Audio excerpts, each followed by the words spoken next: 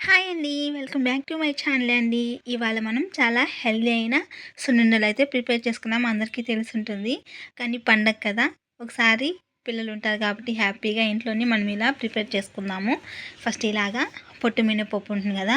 దాన్ని ఇలా లో ఫ్లేమ్‌లోనే ఇలా చిన్నగా ఫ్రై చేసుకోవాలి. ఎక్కువ ఫ్లేమ్ పెట్టేస్తే మళ్ళీ మాడిపోతుంది. కాబట్టి లో ఫ్లేమ్‌లోనే వీటిని బాగా ఫ్రై చేసుకోవాలి. కొంచెం ఇలా కాసేపటికి ఇలాగా కలర్ చేంజ్ అవుతుంది. ఇప్పుడు ఇందులో నేను ఒక నాకైతే అది మినపప్పు క్వాంటిటీ వచ్చేసి 1 కేజీ అండి. అలాగే నేను రైస్ అయితే ఒక గ్లాస్ తీసుకున్నాను. రైస్ అయితే ఇలాగా ఫస్ట్‌లోనే వేసేసుకోవద్దు. మినపప్పు బాగా ఫ్రై అయిపోయాక లాస్ట్లో వేసుకుంటే సరిపోతుంది రైస్ అనేది. ఇలా మొత్తం అంతా ఇలా ఫ్రై అయిపోయాక చల్లారబెట్టేసుకొని నేనైతే క్వాంటిటీ ఎక్కువ కాబట్టి నేనైతే మిషన్కి అయితే వేయించుకున్నాను. ఇలా బాగా పౌడర్ లాగా ప్రిపేర్ చేసేసుకున్నాక బెల్లం ఇలాగా తురిమేసుకోండి. ఉండలు ఉండలుగా లేకుండా ఉండాలి అంటే ఒకసారి ఇలా పిండిలో కలిపేసుకుంటే మీరు పర్లేదు కొంచెం కొంచెం ఉంటే అన్న పర్లేదు అనుకుంటే ఓకే. లేకపోతే కొంచెం పిండి వేసేసి బెల్లం కూడా వేసేసి మిక్సీ పట్టేసుకుంటే బాగా ఇలా పొడిలో బాగా కలిసిపోతుంది బెల్లం అనేది. ముందుగా కొత్త వాళ్ళు మన ఛానల్ ఎవరైనా చూసినట్లయితే సబ్స్క్రైబ్ చేసుకుని నాకు సపోర్ట్ చేయండి ప్లీజ్ అండి. మీరు సపోర్ట్ చేస్తేనే కదా నాకు ఇలాంటి మరిన్ని వీడియోస్ చేయడానికి ఎంకరేజ్మెంట్గా ఉంటుంది. ప్లీజ్ అండి డూ సబ్స్క్రైబ్ మై ఛానల్ అండి.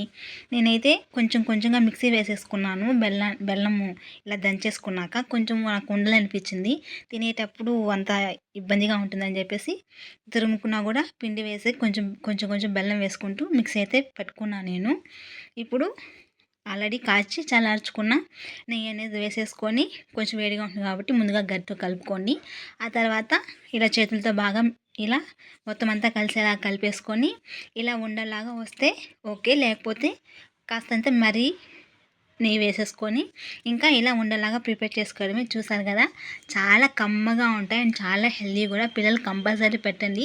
ఎలాగో సంక్రాంతి హాలిడేస్ కాబట్టి ఇలా చేసి పెట్టేసేయండి. ఆ స్నాక్స్ ఈ స్నాక్స్ అని లేకుండా ఇలా చాలా హెల్దీగా ఉంటుంది కాబట్టి ప్రశాంతంగా తింటారు. స్కూల్కి ఇస్తే ఎక్కడో పడేస్తారు. ఇప్పుడు ఇంట్లో ఉంటారు కాబట్టి హ్యాపీగా మన ముందరే తింటారు. కంపల్సరీ తినిపించండి.